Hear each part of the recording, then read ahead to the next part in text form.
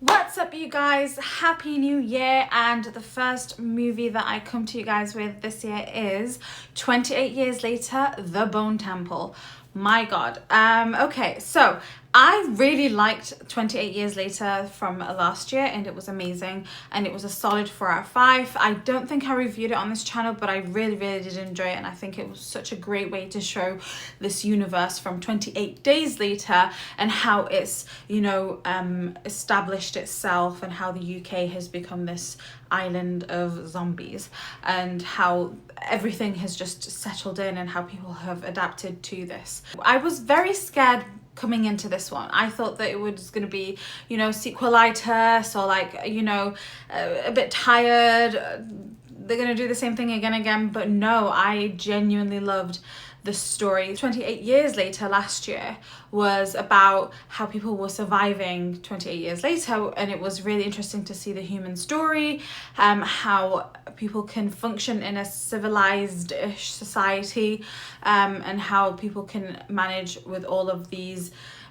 external factors that are absolutely terrifying. And it was absolutely amazing to see that established in this universe. You still have people who are sane, who have managed to hold on to humanity, at least to some form of humanity, and to some form of you know, organized humanity at the bare minimum. And then this film, 28 Years Later, The Bone Temple, flips it on its head and shows you that that's not necessarily true. When you remove all organization, when you remove all law, when you remove all sanity from society, this is what you end up with.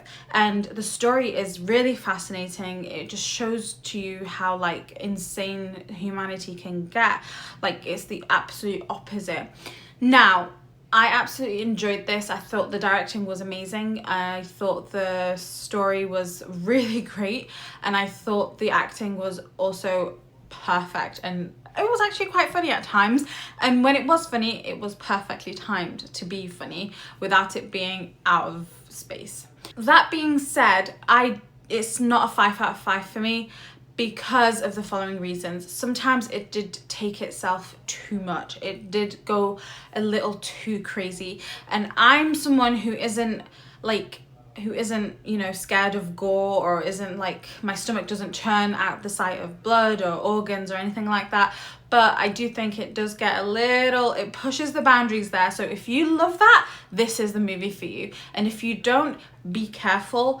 Brace yourself. The rest of the story is really worth watching, but those parts are particularly strong and particularly visceral in some ways.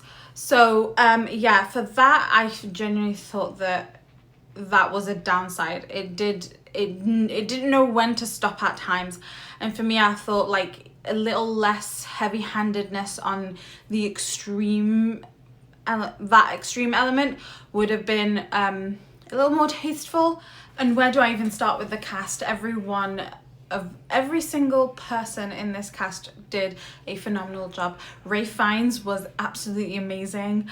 The way he portrayed the Doctor, and continued to portray the Doctor from last year's movie, was absolutely amazing. And the way that he just showed that there's hope yet is like, I think he was the absolute like star of the movie.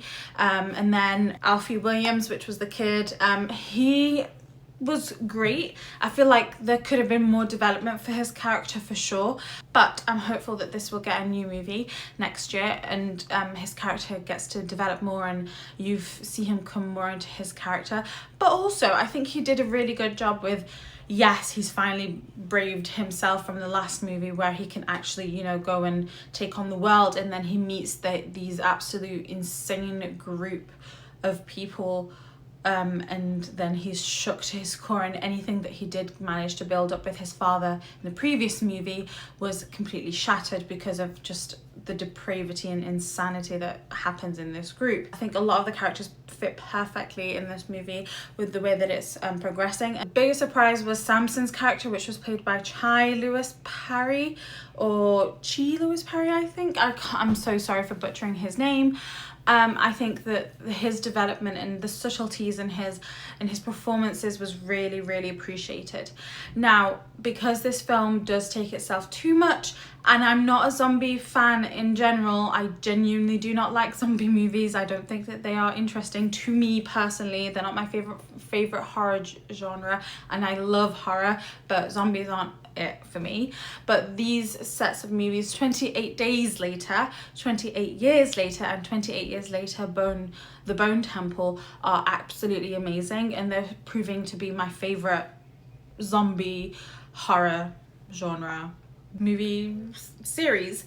I think it's establishing itself to be a wonderful story about humanity and the darkness, light, beauty, sadness that comes with being a human being, and when you take all of the humanity away, what happens. And it's just really, really brilliant.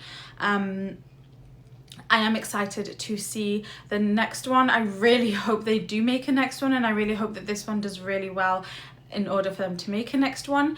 For those of you who absolutely love this franchise and are obsessed with this franchise, the ending is worth sticking around for.